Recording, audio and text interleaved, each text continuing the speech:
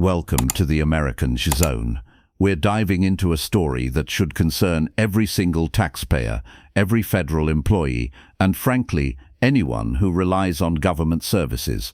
We're talking about a potential government shutdown, but this time it comes with an unprecedented, chilling threat from the White House. Before we get into the details, I want to ask you, our viewers, do you believe threatening mass firings of federal workers is an appropriate tactic during budget negotiations? And secondly, are you prepared for the potential impact a government shutdown could have on the services you rely on, especially if key programs are permanently cut? Let us know your thoughts in the comments below. We want to hear your perspective on this. The clock is ticking down to September 30th, the deadline for Congress to pass a new federal funding bill. If they fail, a government shutdown looms. But this isn't just any shutdown scenario. This time, the White House Budget Office, the Office of Management and Budget, or OMB, has issued a directive to federal agencies that represents a sharp, stark break from past practices. They are telling agencies to prepare plans for mass firings. According to a memo obtained by CNN, OMB is instructing agencies to identify programs that are not legally required to continue if funding lapses, and that have no alternative funding sources. These programs, the memo explicitly states, should then be targeted for sweeping reductions in force. We're not talking about temporary furloughs that have been common in past shutdowns. We're talking about cuts that could permanently eliminate jobs deemed not consistent with President Donald Trump's priorities. This is an escalation by the Trump administration amid its ongoing standoff with congressional Democrats over federal funding. Democrats are not holding back in their condemnation. Senate Minority Leader Chuck Schumer immediately called the memo an attempt at intimidation. In a statement, Schumer said, and I quote, "Donald Trump has been firing federal workers since day one, not to govern but to scare.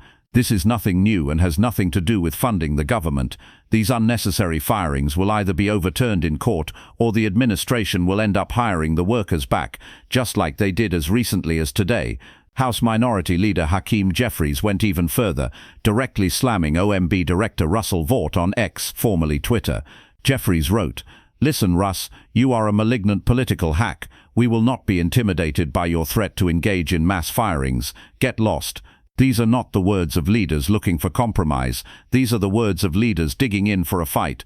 This threat of mass job losses is almost certainly designed to intensify the already fierce partisan showdown over funding.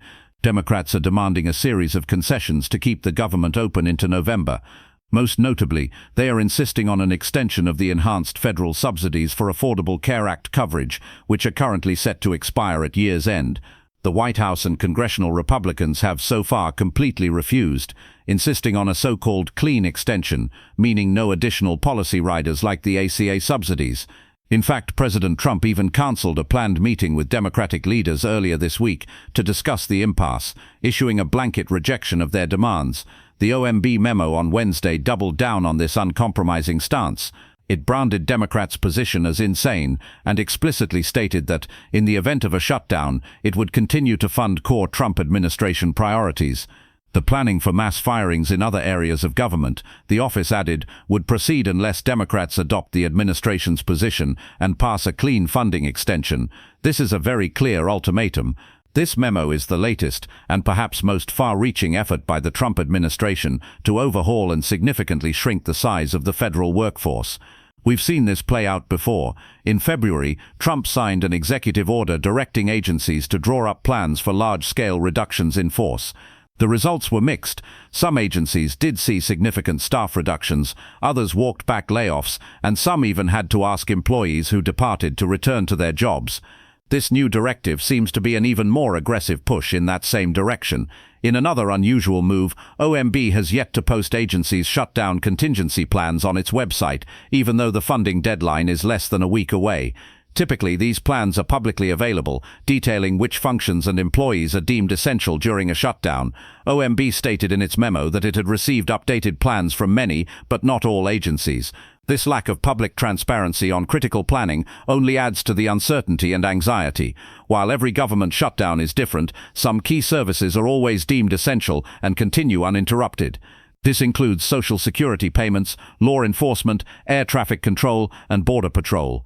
These critical functions will generally remain staffed.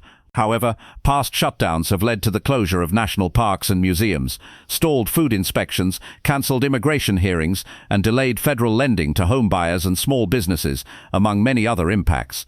These are not minor inconveniences, these are real disruptions to the lives of everyday Americans.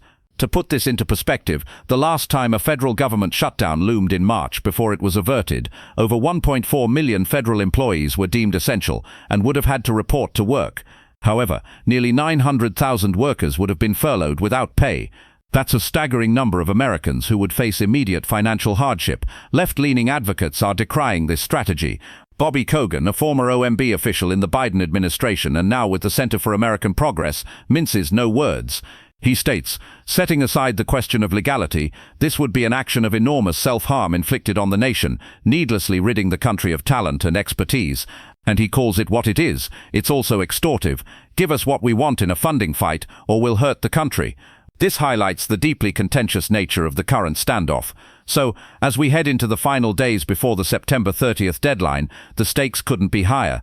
This isn't just about a disagreement over budget numbers, it's about the functioning of our government, the stability of our federal workforce, and the services millions of Americans rely on. The White House has upped the ante in an unprecedented way, and now we wait to see if Congress can find a path forward, or if the country will endure not just a shutdown, but a potential permanent gutting of parts of its federal government. We'll continue to track every development and bring you the unbiased analysis you expect from the American Zone. That's our deep dive for tonight. Join us again soon for more critical news and insightful commentary. Till then, stay informed, stay engaged, and good night, America.